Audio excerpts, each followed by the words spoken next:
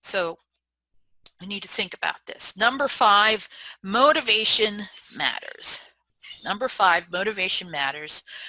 This is what I did my dissertation research in: academic motivation, you know, kids wanting to learn, kids loving to learn. How does that happen? And I can't underscore enough how important it is for kids to be motivated. See, we can buy the best curriculum in the world, and we can design the most engaging, interesting, well-conceived lesson for our students. But if a kid doesn't choose to turn on his brain and engage in learning, he's not going to learn anything. Like, it doesn't depend on us. I mean, there are things that we can do to support student learning, but at the end of the day, we each have to take ownership for our own learning.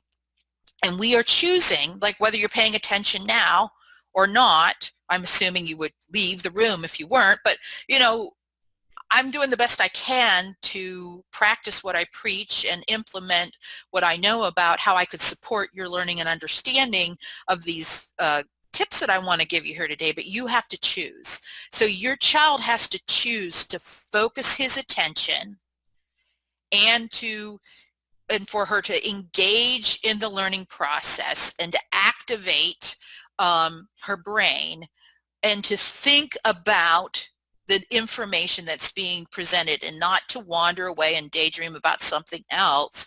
That has to happen, okay, for learning to take place. We can't force learning upon our kids. Now, motivation can be extrinsic or intrinsic. So that means that we can externally motivate kids.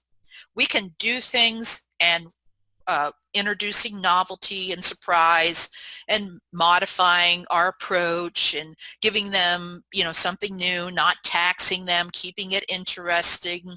All of these things teachers and parents can do to externally motivate kids. We can use punishment and reward, and that has some benefit, but it's not sustainable. But at the end of the day, I mean, we can externally motivate our kids, or kids can be intrinsically motivated. And you see this, and in fact, what you probably see is that motivation is not even. Very few of us are evenly motivated just to learn anything that's put in front of us. We have individual differences. We have interests, and we have topics that captivate us and ones that don't. A lot of times it's related to the cognitive load. You know, if this is too hard for me to understand, then I'm not too motivated to try to understand it. If it's easier for me to understand, then I'm get more and more motivated to keep on trying to understand it. So there's external and internal sources of motivation. Why kids engage in learning can vary too. I mean, my teenagers got much more motivated in many subjects that had not interested them when they were younger, not necessarily because the subjects were of interest to them, but because they wanted to get into good schools and they wanted to be competitive for college scholarships. And so suddenly I saw more interest and more effort because there was a tangible goal that studying this material and getting good grades led to.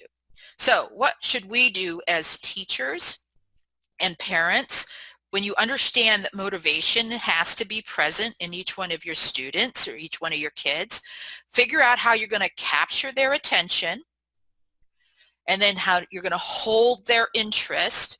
You can do that very simply by asking a question, piquing their curiosity, surprising them, and then keep them interacting with you and the content. All right. So I think you're here today because you're interested in this subject. However, I'm looking at the time because I also know I'm competing with a lot of other things that are going on in your life. So I know you're going to leave the room if I don't keep it snappy and I don't keep you engaged. So have you noticed some of the things that I have been doing to try to keep your interest? First of all, there's a lot of visuals in this PowerPoint because visuals are more interesting than words in any situation. So to look at a PowerPoint that's just filled with a lot of print doesn't hold anybody's attention. I looked for images that were kind of thought-provoking, right? Like there's an inference in this image I have here about motivation matters.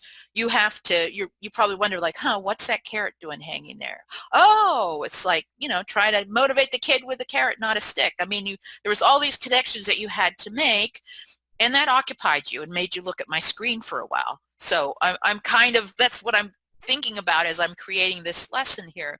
I'm asking you questions. I'm trying to keep you engaged. I gave you a little test where I made you see if you could memorize those numbers. I realized that I have to keep, that there's a responsibility and a role that I have to play in terms of helping you learn this material. But at the end of the day, the power's in your hands. If you don't find it relevant or applicable, you're going to leave the room. And there's nothing I can really do about it as a teacher or a parent except reflect on, okay, wait, what else could I have done? So we're going to have questions at the end as another way of giving you an opportunity to be able to personalize and individualize your experience today, which is another tip that I'm not going to get to today. So if our students are not motivated, we're wasting our time. So I'm going to challenge us as teachers and parents to really stop and think about the kid who's not motivated in my class or not motivated in homeschooling, either across the board or in this subject area, and realize that, okay, that's a problem we want to try to solve. What can we do because this kid is not learning? And there's such a reward in helping kids figure out that this material, this content is worth knowing. What can I possibly do? So the ultimate goal is intrinsic motivation for whatever reason. I mean, what we're trying to develop in our kids and in our students is a love for learning's sake. And we just want to be a part of the process. Our brains are innately hardwired to learn all the time. So a love for learning is supposed to be a natural human condition. So it's not that hard to achieve this end. In fact, I think a lot of reasons why kids don't love to learn is because of the kind of learning context we've asked them to learn in historically. So I think kids, this is another summary, kids are born loving to learn. And we as homeschool parents and teachers need to shepherd that. We need to guard that. We need to protect that love for learning and keep dwelling with our children and understanding ways so that we keep that love for learning alive. So which I appreciate your attendance here today, because I think these tips will help us keep that love for learning alive. Now, intrinsic motivation, it just may not appear overnight, and it may not even appear during your homeschooling years. There's a lot going on with adolescence that can mask a love for learning. There's a lot of boredom, there's a lot of lack of motivation that can be going on with our adolescents, in particular because they are going through adolescence. Puberty is just this huge dramatic event that's taking place in their lives, and so your academic goals for them are not necessarily at the top of their list of things that they should attend to. We don't want to give up on them. We want to keep creating this supportive learning environment, and that intrinsic motivation may very well be there growing underneath. It just may not be very evident until they're on the other side of their full cognitive and psychological development is taking place.